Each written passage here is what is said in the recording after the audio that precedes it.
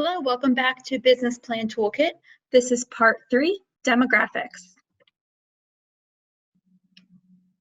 In part 1, we discussed the elements of a business plan in the introduction. Part 3 is competitive analysis. Part 4 is market research. And part 5 is financials and additional resources. So let's go ahead and jump in to demographics. I'm Jillian Robbins. I'm a business librarian in the Business Resource and Innovation Center at the Free Library of Philadelphia. Demographics are the characteristics of a human population. This information is often used by small business owners to conduct research into where opportunities exist within their market and in developing appropriate business and marketing strategies to target specific customers. Once you've identified your customer segments, you can parse each of those segments into additional and individual characteristics. You can search regional areas to find high concentrations of this target audience. Review a hyperlocal area to see demographic trends and whether or not it's a good fit for your product or service. So your first step is going to identify customer segments, people to target, and then finding areas where these specific people are living. For example, an interior design company could choose to market to homeowners between the ages of 35 and 65 with incomes of over $150,000 in Philadelphia. This market could be even further broken down into two niches, parents on the go and retiring baby boomers. The items that you see highlighted in green are things that we can find out about people using another part of Reference USA. We discussed Reference USA US businesses in section 2, competitive analysis, but there's different sections that we can get further into with information about people. And the items in that light blue, parents on the go and retiring baby boomers, we can find where they are high concentrations of this type of person using another demographics database called Simply Analytics. So to find your target audience and to narrow your audience, you can use research tools such as the databases we're going to look at today, Reference USA and Simply Analytics. In addition to your industry expertise, what you know about the job that you're working in, with your added experience. All of this together is going to equal your target audience. So the databases can help you find these people and get ideas of where they are, but your own experience and expertise are going to help you determine who they are. The first database we're going to jump into is Reference USA, US Consumers and Lifestyles.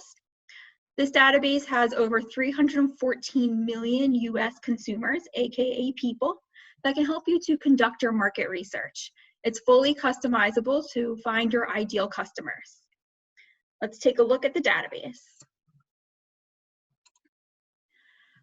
So again, when you are visiting freelibrary.org/business, make sure you log in with your library card number and PIN. If you don't have one, you can always get a library card directly on our website here. And this page is always available on the upper right-hand corner of each freelibrary.org page.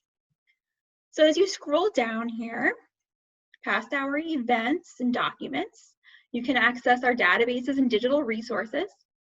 If you click on the Premier Business Databases link, it will take you to all 13 of our databases. This probably looks pretty familiar if you've watched some of the other webinars. So scrolling down to our R for Reference USA, when we click on that link, once you're logged in, it'll take you directly to the page. In our previous section on competitive analysis, we checked out US businesses. Today, we're going to look at US consumers and lifestyles. And just note, there's also a sister database called US New Movers and Homeowners, where you can find exactly that, people who have recently moved into a new home, whether they're homeowners or renters, in this database. It's a little bit of a sister to Consumers and Lifestyles. We're going to stick mostly with Consumers and Lifestyles today. If you click on search, it'll look very familiar to US businesses that we looked at in part 2. So here is the quick search feature. You heard my spiel in the last section. I don't love it. we're going to always use the advanced search because we're generating a list. It should look pretty familiar. The nice thing about Reference USA is you can use this to explore where people are living, in addition to creating a sales list, because just like in US businesses, we're actually going to get a list of people. So here I like to start broadly, starting with your largest area, and then we can hone in from there. Your most basic search is going to be by geography and by housing selections. One thing to note in the center here is contacts per household. It defaults to all per household, and this is a demographic view. You're going to get lists of people who cohabitate together, whether those are husbands and wives, roommates, partners, whatever it is. Anyone over the age of 18 lives in the same house will be under all per household.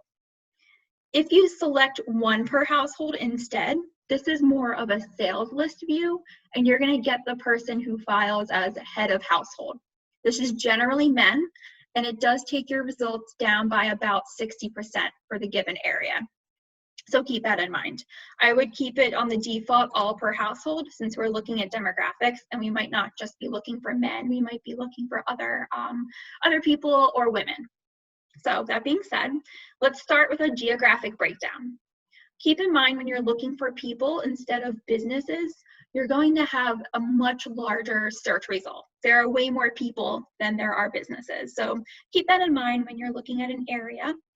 Same options as US businesses. You can search by city and state or location, zip codes, a county. You can do that great radius search as well. Here you can put in an address or a zip code as well as a range of miles, 0.1 to 150 miles, keeping in mind that a very large area, say 5 miles within 19125, is Upper Darby. So you can keep it pretty tight. I'm going to start with city and state here, just looking at Philadelphia. Once you search your location, you can click go and selecting Philadelphia, Pennsylvania. It shows up under selected. Just like in US businesses, we can view in real time how many records are in our account. We're starting here with the United States with about 320 million. Once we update our account for Philadelphia, we're at almost 1.5 million. Pretty accurate. Philadelphia is approximately a city of $1.5 million. 1.5 million people, pretty close. And from here, if we wanted to, we can view our results and get a very large list. But 1.5 million is a pretty high number. Let's try to take that down a little bit. So the next thing we can do to limit our search is look at housing selections. I generally like to search by income. It's a bit of a truer value, especially if we're looking at an urban area. Many people rent or live above or below their means, and just because their home is valued at a certain amount doesn't mean that that is indicative of how much money they actually have. So I like to search by income. However, if you are looking for something, if you're a roofer or a plumber or you work on housing or a real estate agent, home value might be really useful as well. So here, if we take a look at income, you have the option to look at one specific range, say $40,000 to $50,000, or you can add in multiples, and that will give you a nice range. Maybe your target audience is making, if we're looking at our interior design company, say we want people who make over $150,000. You can go ahead and select all of those. If we update our count now, we're going to go from about 1.5 million all the way down to 88,000. That takes a lot of people out.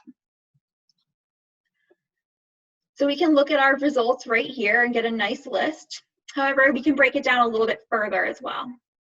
One nice option is the lifestyles feature. Adding this here, you'll see these different topics that are a little bit expandable as well. And lifestyles are scored based on an interest level of 0 to 9.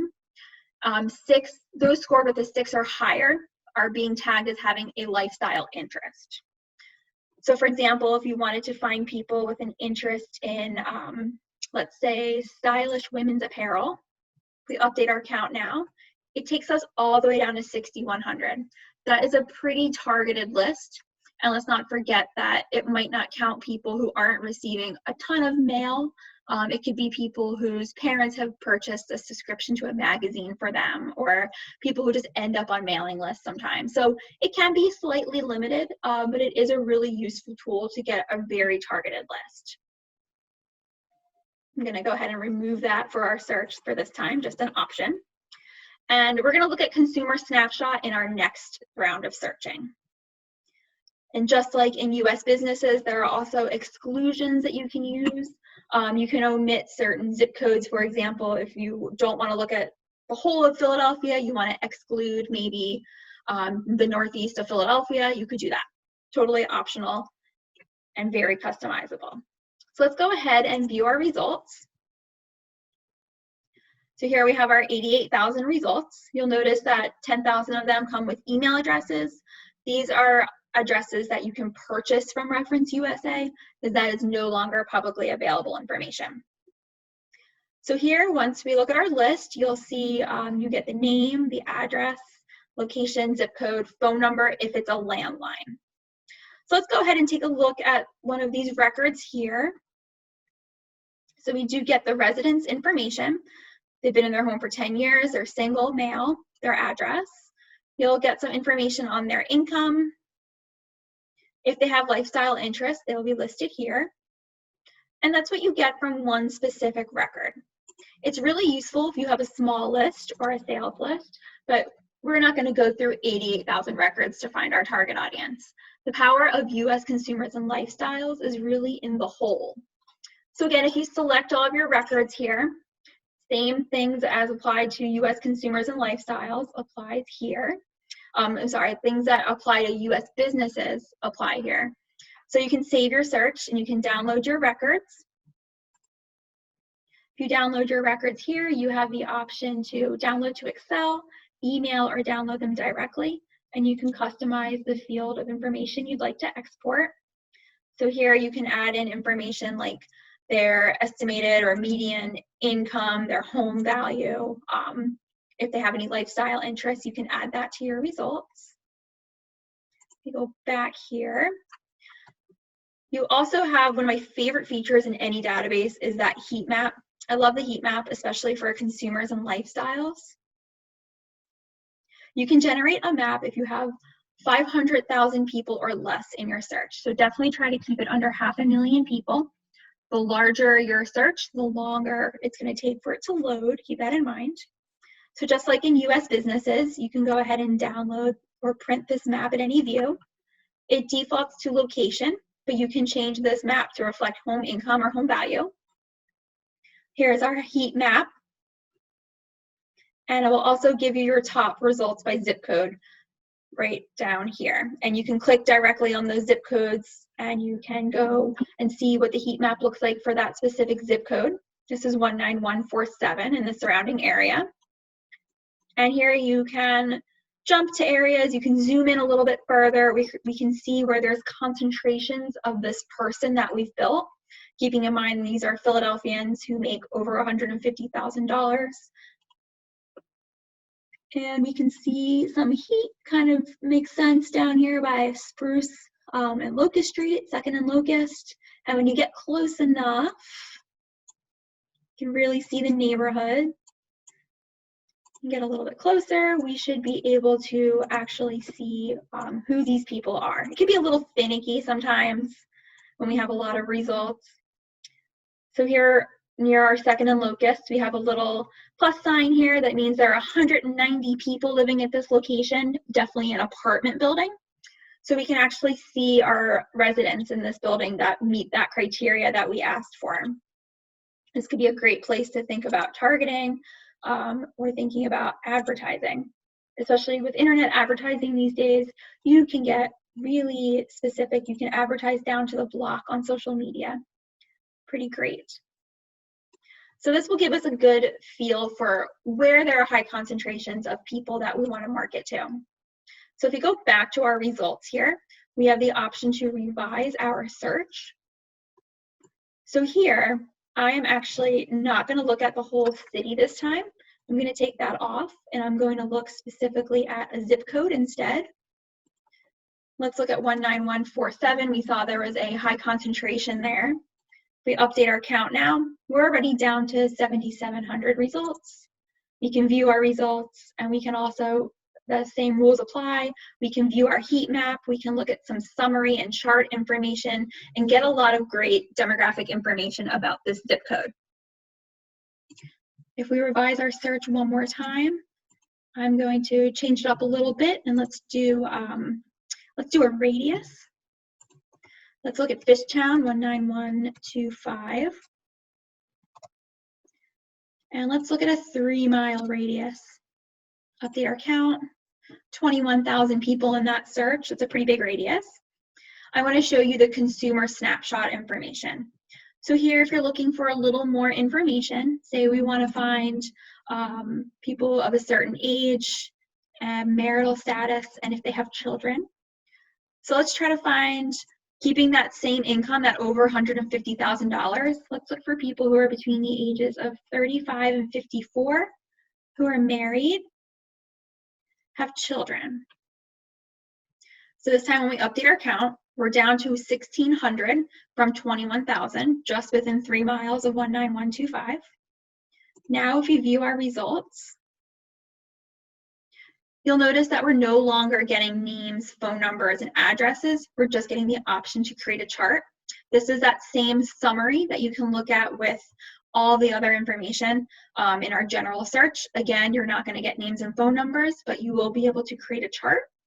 One of my favorite charts to create here under comparison is by geography and 5-digit zip code. You can do this with the entire city as well, and you can show the summary.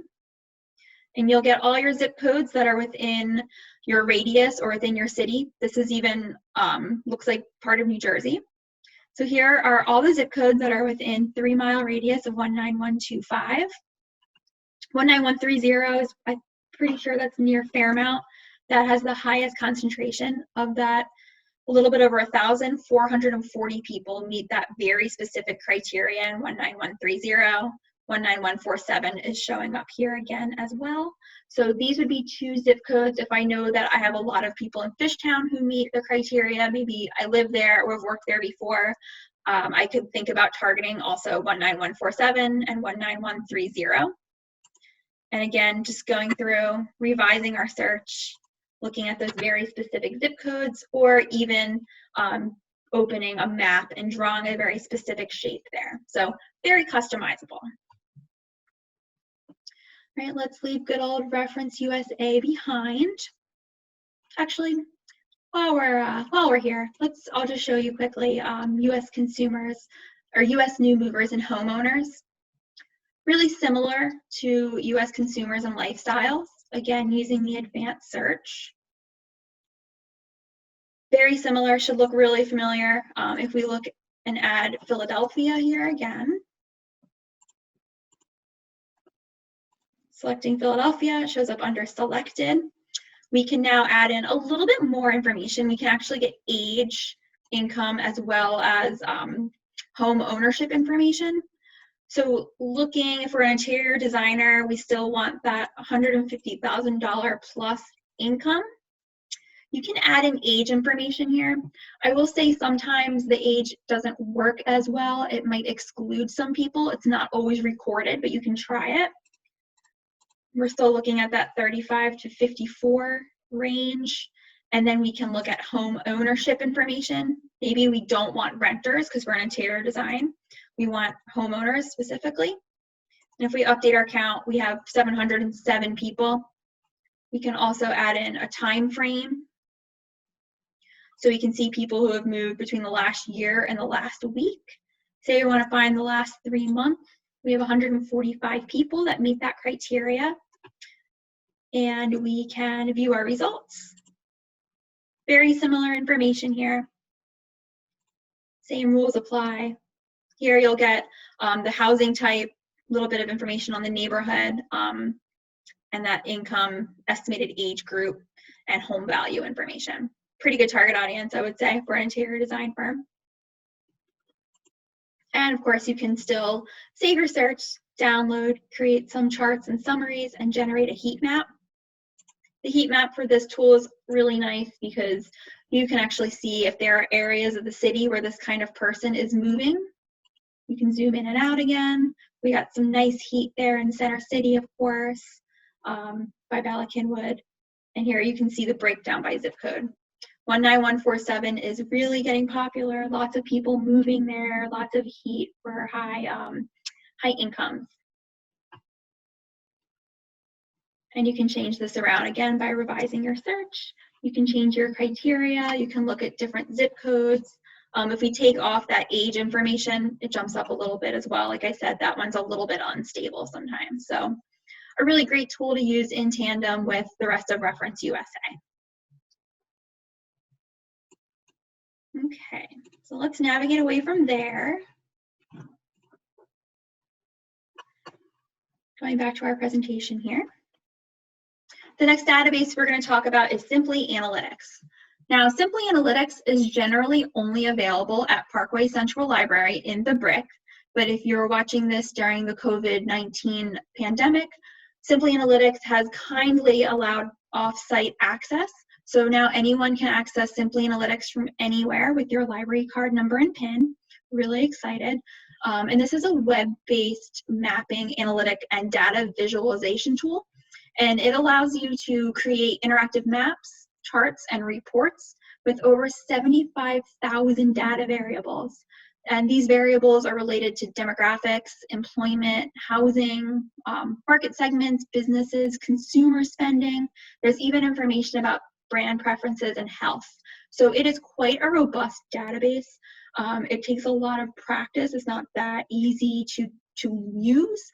That's why I like using Reference USA first, because it gives you a nice feel for where concentrations of your target audience already live. It's not as easy to look at the entire city using Simply Analytics. It takes a lot of practice. So let's go ahead and pop in. Here's Simply Analytics. Now, when you open Simply Analytics, it's going to give you the option to sign in as a guest or sign in with your account. I highly recommend using this tool to create an account because you'll be able to save your work and manage projects, especially when we open again at the free library and you have to use this in Parkway Central Library in the Brick. It'll be nice that you can kind of access us again later. So go ahead and sign in. And when you sign in, it's going to give you the option of, let me move this guy around here. It's going to give you the option of managing an existing project. You'll see some of the projects I was working on. It also gives you the option to just open a project, see what you've done. You don't have to manage it if you don't want to. You don't have to edit anything. And it also gives you the option to start a new project. They have a very robust support section. I really recommend watching their 5-minute video. It gives you a great overview of the database. There's also a PDF training guide that gives you step-by-step instructions, and there are some nice images there. There's also a quick intro tutorial. I think it's about 2 minutes. And even better, there is a support and help center. You can chat with live people or send a quick email. Really good information. So I'm going to go ahead and start a new project with you. When you start a new project, it's going to ask you for the location you'd like to analyze. I recommend starting with a zip code. So let's look at that 19147 that we keep seeing showing up. Let's look at 19125, Fishtown. And let's do 19130 just for fun. I also recommend adding in a larger area for comparison's sake. So I'm going to add in our city, Philadelphia here, Philadelphia, Pennsylvania, and click Next. Then it's going to ask you to add what they call seed variables. And these are just reports that you can auto-generate. These are tools that will, or these are variables that will persist throughout your search. You'll always have them as an option. You can use as many or as few of these as you'd like. You don't have to use any variables if you don't want to. For example, we might not care about housing built in 1939 or earlier for this specific search, or educational attainment, but maybe we're interested in the percent of population 65 and older. So let's go ahead and create our project. When you create your project, it's going to default to that first zip code that we chose. Here we have 19147 highlighted in yellow. It's going to give you your seed variables right up top, the locations that you've included. It always defaults with USA in there as well, and also how it's tracking. So when you start with a zip code, it is always going to give you the auto of census tract. You can change that if you'd like. I really like the census tract option, especially because it's small and it gives you a real good feel for where specific audiences are living. And keep in mind that in Reference USA, you can draw a shape on a map, and it's nice to know the census tract within that. So you can draw that shape in Reference USA when you're ready to generate a sales list. Get a much smaller sales list, and it's less expensive for you. So on the side here, with all of our different categories, you can add in additional locations as well as custom locations. And the nice part of having an account here is that you can save that. You have the option to add in our data sets. We're going to get into that in a second. You also have the option to add in different businesses. So here, using the advanced search, you have the option to add in by SIC or NAICS code. We talked about SICs and NAICS codes in the section, the first section on Intro to Business Plans, as well as your competitive analysis. If you've already watched competitive analysis part 2 just before, this is probably pretty fresh in your mind still. If you wanted to overlay a certain industry here, it's smart. It'll start typing in for you, or you can browse. Say we want to find restaurants. You can go as broad or as specific as you'd like, and you can search, and little yellow dots will populate all of our restaurants in an area compared to the people. And if you see a number like 17 here, you'll see that there's just a lot of restaurants nearby. So I'm going to go ahead and just remove those because it's a little bit much right now. But that's okay.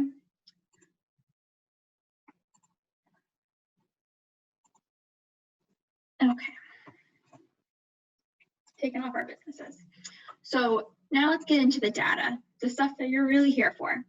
So you have the option to browse by category here. You also have the option to keyword search.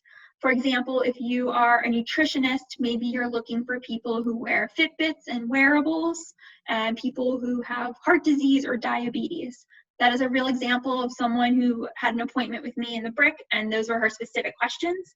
And sure enough, I was able to keyword search something like wearable, click enter, and here we have people and the reasons why they are using fitness trackers, number as well as percent.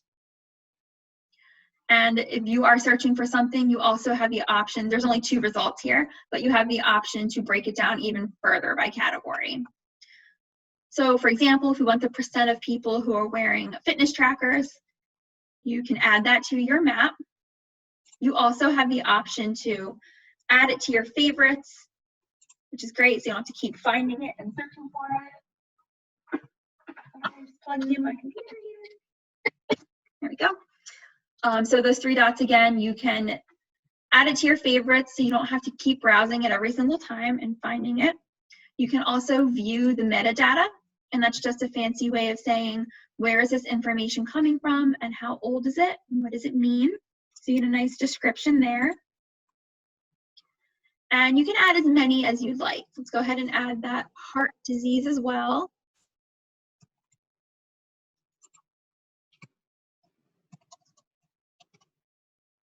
And it's pretty smart. So if you just start searching, it will pull up kinds of information. I chose just to search heart here because you'll see a lot of interesting, kind of unusual stuff. People who are consider themselves to be warm-hearted and sincere shows up, for example. But if we want heart information related to health or lifestyle, we can go ahead there and look at health related only by clicking in that category box. And here we have people who have heart attack or heart disease, why they're taking medicine, for example, heartburn, anything related to the word heart or heart. So for example, if we want to say we want the percentage of people who are watching their weight because of heart disease, you can go ahead and add that. You can also add it to your favorites again. And once you've added this into your search, you can look at the map one at a time. Here are the elements that we've added. So look at that heart disease one in 19147. Not a ton of people with heart disease, but we can see the darker the red area, the more instance of that. Moving over a little bit to the next section, we can see there's a high instance of heart disease in this census tract. And you can zoom in really close here again, and you can get down to the names, or not the names, I'm sorry, you can get down to the streets and get a really specific look. And again, you can add this piece of information into Reference USA by drawing a shape on a map. Unfortunately, you cannot import, but you can draw that shape just knowing the streets. We can take a look here that, so the fitness tracker, now we have heart disease, reverse that a little bit, and you can zoom in and out, and you can toggle between your different zip codes as well. So there are tons of different pieces of categories of information. There's market segments and consumer data as well. Consumer data is the most robust. You can see how many results there are right up top here. And if you're interested in other kinds of information within consumer behavior, you can certainly search that up top here, or you can peruse by specific activities. So if you're interested in pets and consumer behavior, you can see up top I've added that category, and we're going to get down now to just 1,400 results. And you can kind of scroll through, select your information, even down to what kind of cat litter does someone buy. Very interesting stuff. You might not be a map person. I'm not particularly a map person as well.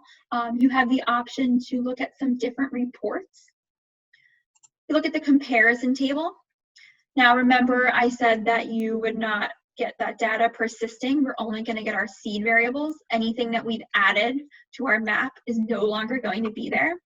But thankfully, we can look at our favorites, or we can just research. I'm going to add back in those favorite categories. So here in our comparison table, we have the zip codes that we entered into the beginning, and we have our different data.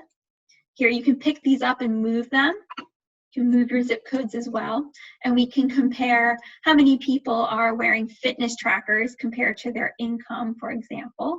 How many people are watching their diet. You can even add in things like age. So if we're targeting an older population with a higher income who wear Fitbits and have heart disease, we can kind of get a good feel for where they are a little bit higher. So maybe 19147 is a good sweet spot. They have an older population, a high income, and they have the highest instances of wearing a health and fitness tracker and watching their diet because of heart disease.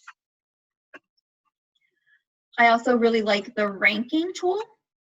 Again, we're losing that data, so we have to add that back in. Good thing we added it to our favorites. You can also pick these up and drag them. It's going to default here in 19147 by census tract. This is why I like to add in a larger area. You can add in Philadelphia, and we can change that to zip codes. And here we'll get a list of all of our zip codes in Philadelphia and our different variables that we've asked for. We want to see the highest median household income. If you just click one time on that particular variable, you can sort it largest to smallest and see how it compares. 19106 has the highest median income in 2019. Let's see what the highest instance of wearing a fitness tracker is in comparison. So 19116 has the highest at 7.21%. They still have a pretty high income, not too far off from that, that first highest income. And that was 19106, not too bad. And finally, there's also the feature called Quick Report. This is a great tool because it's really just an overview of the areas that we've requested. There's our 3 zip codes and Philadelphia. You can get a demographic overview as well as a housing detail. And this is kind of just your classic census information. You can go through this, you can download these. I'll show you that in just a second. But just kind of your classic info. Here's our housing detail, really useful and interesting information about vacant units and housing structures and moving information. Really neat stuff.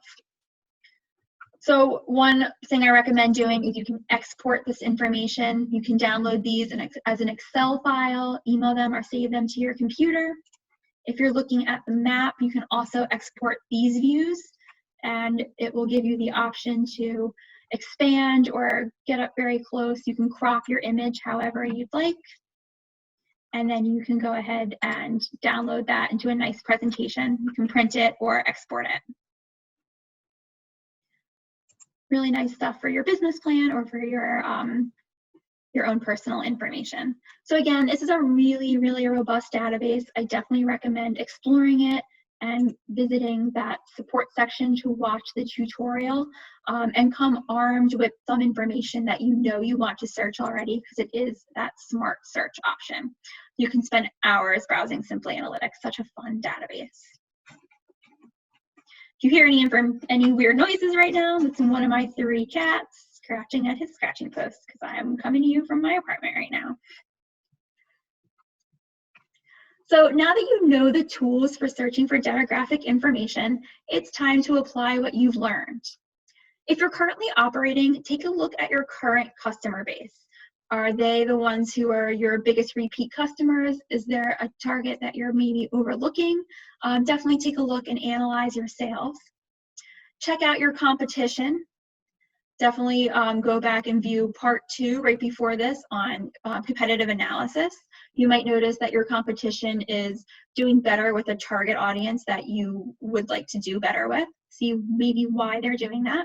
Are they making something that a certain demographic really appreciates? Think about Starbucks and that rainbow drink. They're definitely targeting millennials and Gen Zers. Analyze your product and service. Think about the features and benefits and the pain and gain that your customers are getting. You can also choose specific demographics to target. If you're not currently operating, you can think about your service or your product and who you think would be best targeted. And try to create customer personas for each of those segments. Kind of like we did in our example with our interior design firm. They had a very specific persona. It was people who make over $150,000, who are possible empty nesters. Really think about who your target customer is and what they might be doing and how they're consuming information. How can you appropriately advertise to them? Are they maybe younger and really on Instagram a lot?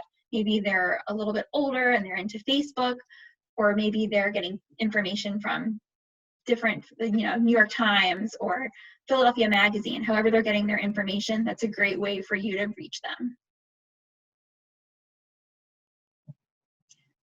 As always, you can book an appointment with a librarian by visiting freelibrary.org/business. Right here in this gray box, you can click the Request an Appointment button, and that will bring you to a Google form where you can ask specific questions, and we can pick a time to meet, and we'll go over these different tools as they pertain to your needs or your specific questions. And if there's a different resource that I think might be useful for you, I'll direct you there as well. Thank you for listening to part 3, demographics. Please go visit our other webinars. There are 5 parts, and this is part 3. As always, you can contact me via email at brick@freelibrary.org. And you can view this entire presentation online as well at bit.ly/brick_BPT. This URL will take you to the presentation in full. You can view the slideshow as one big part, and everything is hyperlinked, so you can access all of the URLs if you've seen any on the screen in this section or any other section. And it will also give you the handouts that are used during class. So thank you for attending Business Plan Toolkit, and I hope to see you again soon. Goodbye.